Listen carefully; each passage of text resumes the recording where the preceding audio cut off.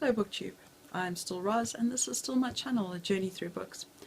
Well, apparently I am absolutely dreadful at taking my own advice. For years I have told new teachers that the most important thing that they do is get balance. No work, no play makes Jack and everybody else very dull. So I'm very dull. Apparently I cannot do balance. Even now, with the long weekend, 4 days off, what did I do? Schoolwork. Yep, I am that boring.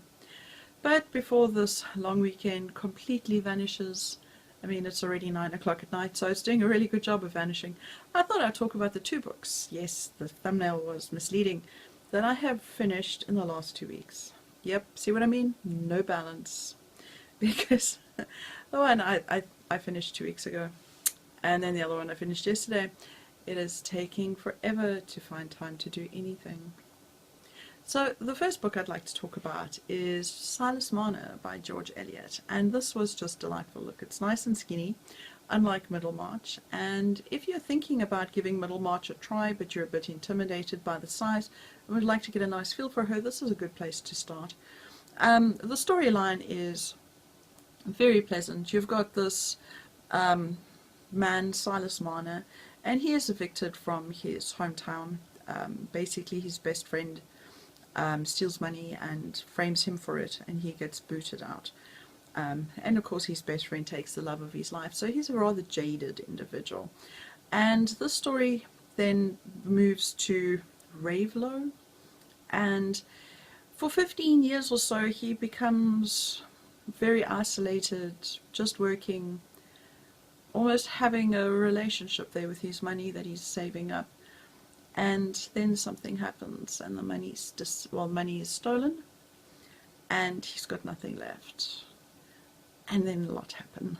So I would really recommend this. She kept me on my toes at the end. I was wondering if things were going to turn out well or not. But it's actually a very pleasant read, and considering it took me as long as it did, it's actually pretty fast. So Silas Marner, I thoroughly enjoyed it. It was pleasant, but at the same time, you know, it's one of the things with classics is that you're not generally disappointed when you get to them. You know that they've stood the test of time and it's for a reason, and this is definitely one of those books. It's a good book to read. And then I read a book on my computer.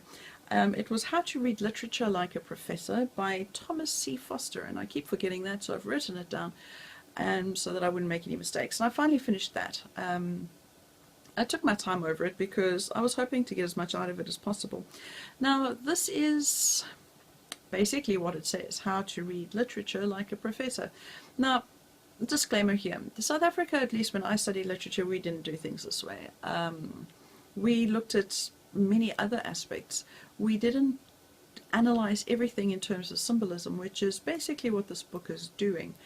And as a result, I'm not 100% sure if I'm sold completely on the premise of this, but I found it was an interesting idea anyway, and I think as time goes on I will decide whether I'm giving it more or less credit than I am at the moment. There are aspects of it that I think are a bit over-exaggerated. I mean, if every time a character gets wet it equals a baptism or something along those lines, I mean, there's a heck of a lot of baptism going on, sometimes multiple occasions in one book. And I mean, things like that are, and it's also, you know, at the end he gives you a bit of a test.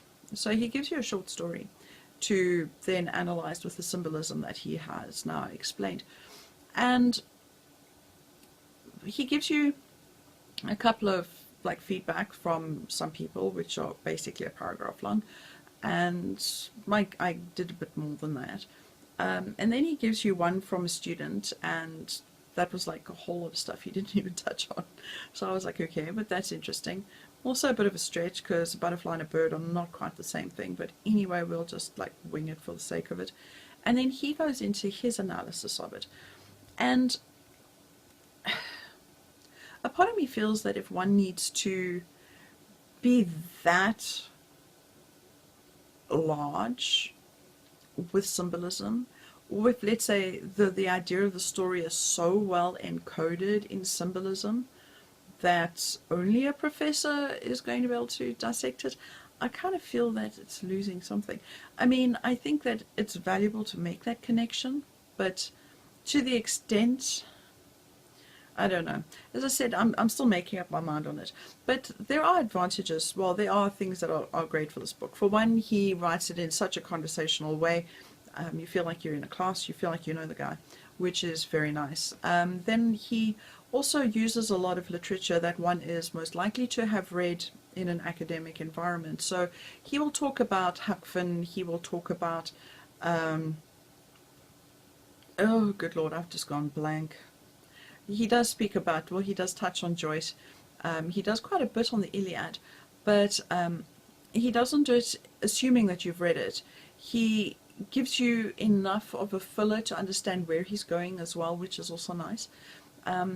He gives a little synopsis regularly, actually, with the works that he's referring to, so that you will know where he's going in case you haven't read it. Like Passage to India by Foster. I haven't read that, but I now know enough about it that I'm now curious to read it. So yeah, I think I might have got something out of it. I think if nothing else, it's opened my mind to the idea that there's a lot more going on than I initially, well, than what I've done before, potentially. And but you know, the whole essay that he speaks about where the author is dead, he hasn't quite covered that like properly. So I don't know, my thoughts are a bit out on it. Other than that, besides setting a gazillion exam papers and trying to steal time to watch BookTube, which I'm failing at as well because balance, I'm currently reading Silas Marner, Puppet or Prophet, by oh man, I can say this when the camera's not on. Sitembiso Somi, and I don't suppose anybody here is really going to be interested unless they're from South Africa, but he is one of the candidates, well, one of the leaders of the opposition parties to the ANC, and I found this one and I thought I'd give it a read because, if nothing else, better to be informed. Voting is in 2 and a bit weeks, so might as well learn something. It's not long, and I will be finished with this tonight unless it bores me to death, or at least to sleep. And well, both ways I won't finish it. So yeah, other than that, I'm reading Cymbeline, and I didn't feel like bringing that through because that's near my bed.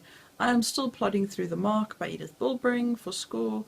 I am still doing Dorian Gray for school, and oh, I picked up Rumpole to try and relax.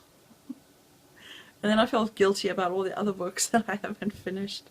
So he's just sitting there. He's not on the shelf. He's now sitting there so that I will maybe pick him up. Other than that, I had a bit of a birthday thing going on. So I went and I bought Macbeth by Jo Nesbø and Red Dragon because Steve mentioned him in the How to Do reviews. And I was then curious.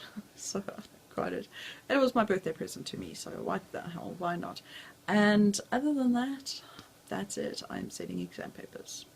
Life is exciting. All the tags that I've been tagged in, Mal, Richardson reads, I will get them as soon as I can. The deadline for the exam papers is pretty much 2 weeks from now. So after then, you will definitely get something from me. And everybody else who tagged me, I had it on a piece of paper and I've gone and lost it. That's what happens when you clean your desk so you can set exam papers. Anyway, so happy reading to everyone. I hope you're having a fabulous week, and in my next video I will try to look a little bit more alive, perhaps a little bit more awake, and hopefully a lot more enthusiastic. If you don't see from me next week, you will know that I am failing to reach the deadline. Bye for now. Happy reading.